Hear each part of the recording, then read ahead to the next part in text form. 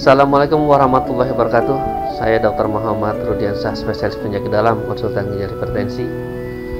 Pada kesempatan ini kami akan berbagi pengalaman dari seorang sejawat dokter spesialis paru yang juga kebetulan mengalami sendiri sakit atau didiagnosis sebagai COVID-19.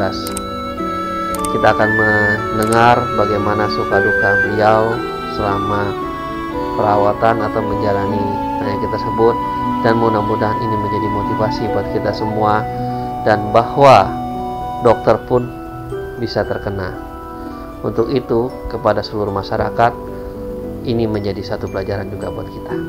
Untuk itu, mari kita simak paparan dari beliau terhadap pengalaman mengalami COVID-19.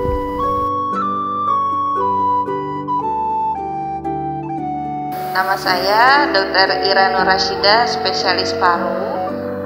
Saya dokter paru di bagian pulmonologi dan kedokteran respirasi RSUD ULIN Banjarmasin.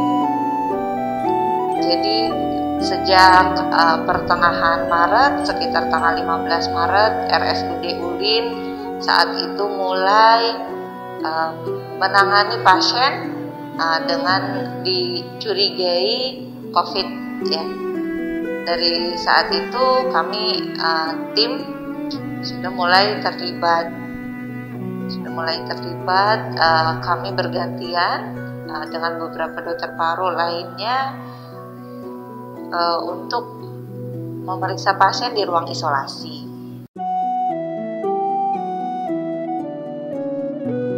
Ya, jadi memang dari pusat, jika di rumah sakit itu ada dokter paru, leadernya memang dokter paru, walaupun satuan tugas untuk COVID ini multidisiplin, ya, jadi terisi dengan berbagai macam orang, apakah itu dokter spesialis dan juga tim lain selain dari tim medis. Jadi saya memang termasuk satuan tugas di rumah sakit ULIN yang menangani pasien COVID.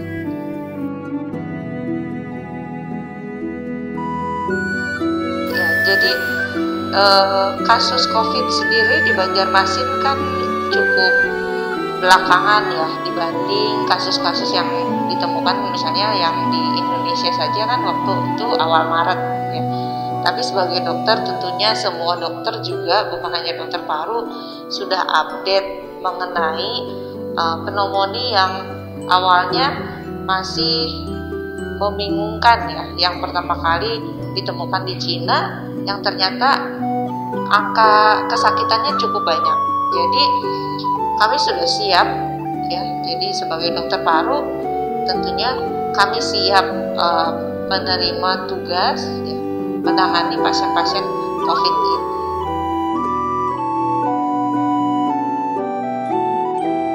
Jadi waktu awal pasien mulai kita masukkan ke ruang isolasi itu sekitar tanggal 13-14 Maret.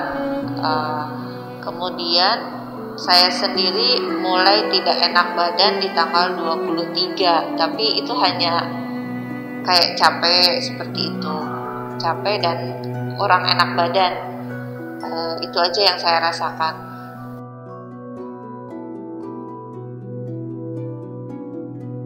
Jadi saat awal itu saya mengeluh lelah, tidak enak badan, kemudian kebetulan juga ada masalah dengan perut, ya, seperti tidak enak, tidak nyaman di perut seperti orang yang sakit mah.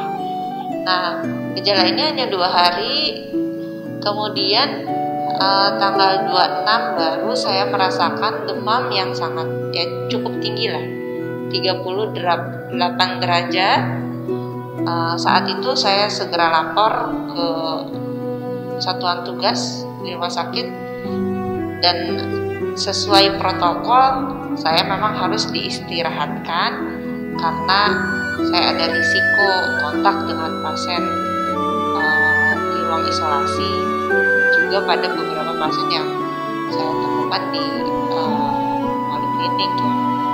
Nah, dari demam itu, kemudian saat demam itu gejala yang menyertai adalah rasa tidak bisa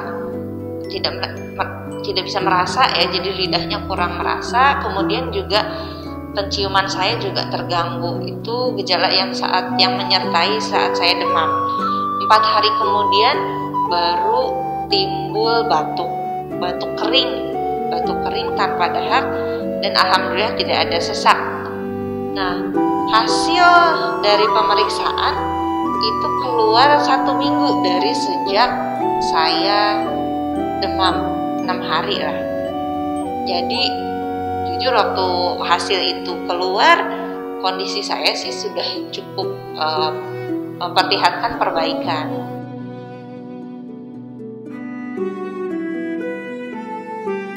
Pemeriksaannya adalah pemeriksaan swab. Jadi sampelnya adalah dari nasofaring.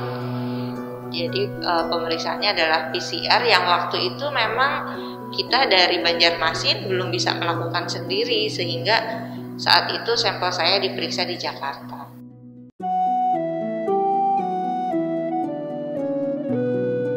Waktu saya dikabari bahwa hasil swab saya positif COVID-19, saat itu saya merasa sangat sedih ya. Ya jujur waktu itu saya menangis ya.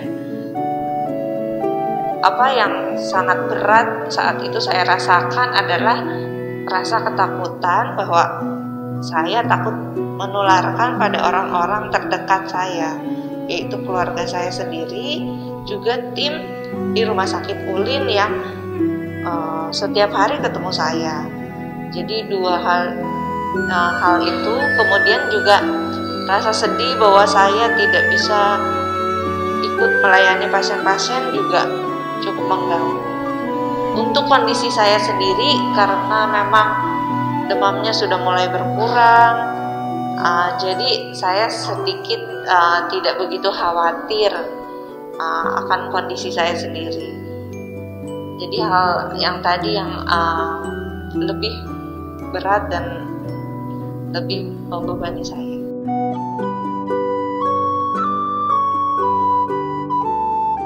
Jadi dari sejak saya demam itu saya sudah melakukan isolasi mandiri di rumah, yang betul-betul saya sendiri di kamar sendiri, tidak ditemani orang lain. Jadi saya sangat-sangat menjaga jarak, tidak bertemu anak, suami. Jadi hanya orang-orang tertentu yang masuk ke kamar saat memberikan saya makan misalnya, atau ada keperluan lain, itu saya batasi betul memang. Jadi ketika hasil positif, hal-hal yang sudah saya lakukan saya teruskan ya. Jadi saya meneruskan isolasi mandiri, karantina mandiri di rumah. Kebetulan ada kamar mandi sendiri, jadi kamar mandi sendiri sangat menjaga supaya tidak bertemu dengan orang lain, bahkan anak sendiri di dalam rumah.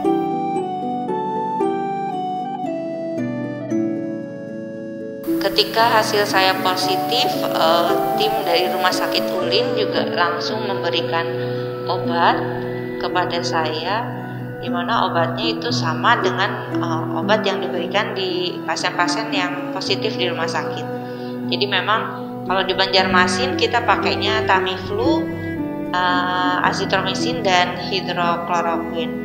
Kalau suplemen ya saya juga banyak makan suplemen, mana-mana yang ada tersedia di rumah, mulai dari vitamin D, vitamin C, zinc, segala macam suplemen. Alhamdulillah juga teman-teman dokter mengirim saya suplemen, itu juga saya minum. Kemudian juga saya juga minum air jahe, rebusan air jahe dengan madu, lemon, itu juga saya lakukan. Dan juga alhamdulillah di rumah juga saya tidak lupa kalau ada matahari juga saya keluar untuk berjemur.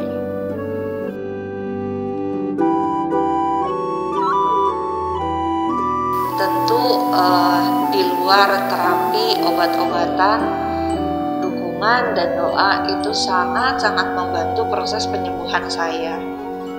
Saya kebetulan hanya dengan keluarga kecil saya saja di Banjarmasin dengan suami dan anak. Jadi orang tua, mertua, adik, kakak hanya bisa mendoakan dan mensupport dari jauh, dari Bandung, dari Tasik.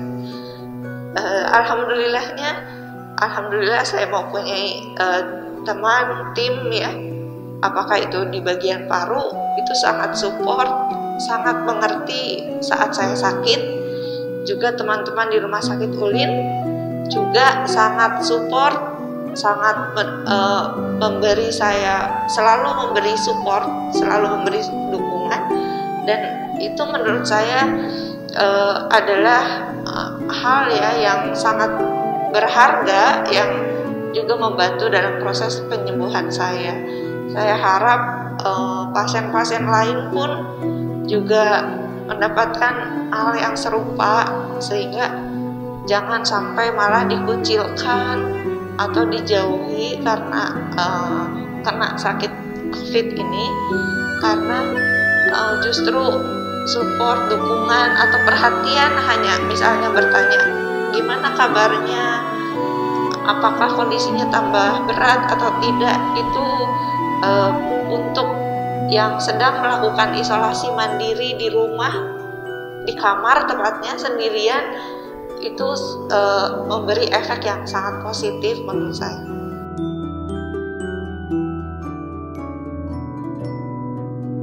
Jadi pesan untuk masyarakat, penyakit ini bukan penyakit sepele, bukan hanya flu biasa, dan bisa menyerang siapa saja, termasuk saya. Jadi ikuti program pemerintah, ikuti apa-apa yang sudah disarankan oleh pemerintah, selalu hidup bersih dan sehat, jaga jarak. Kalau memang harus keluar, pakailah masker. Kemudian kalau ada teman, saudara, atau tetangga yang sakit, bantulah, bantu. Jangan dikucilkan, ya, karena orang itu mungkin dengan bantuan kita akan sembuh. Kemudian untuk tenaga medis, saya berharap teman-teman selalu menjaga semangat, ya. Jangan takut, insya Allah kalau kita berniat baik, insya Allah kita akan dijaga. Tapi juga harap perhatikan APD. APD-nya sesuaikan dengan kondisi teman-teman. Kalau memang harus pakai level 3, ya pakailah level 3. Jangan meremehkan APD juga. Kemudian hand hygiene juga sangat-sangat harus diperhatikan.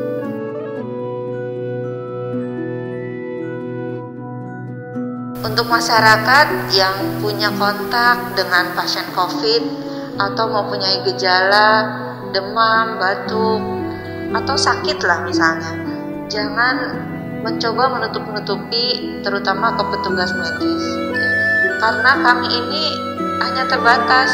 Kalau kami banyak yang harus diistirahatkan karena ketidakjujuran dari masyarakat, siapa yang akan menolong mungkin saudara kita pas saat sakit nanti. Jadi tolong jujur, jangan ditutup-tutup. Ya, kita tadi sudah menyaksikan bagaimana suka dukanya sejawat kita, dokter spesialis paru, pada saat menghadapi dan merasakan sendiri bagaimana terdiagnosis atau dikatakan positif COVID-19 atau virus corona ini. Mudah-mudahan ini menjadikan kita semua sadar akan bahaya dari penyakit ini, dan juga kita bisa menjaga agar terhindar dari penyakit ini. Dan saya harapkan juga kepada masyarakat semuanya menjadikan ini pelajaran buat kita semua, dan mudah-mudahan kita semua selamat dalam menghadapi pandemi COVID-19. Saya Dr. Muhammad Rudiansyah, spesialis penyakit dalam, konsultan ginjal hipertensi, mengucapkan salam sehat selalu.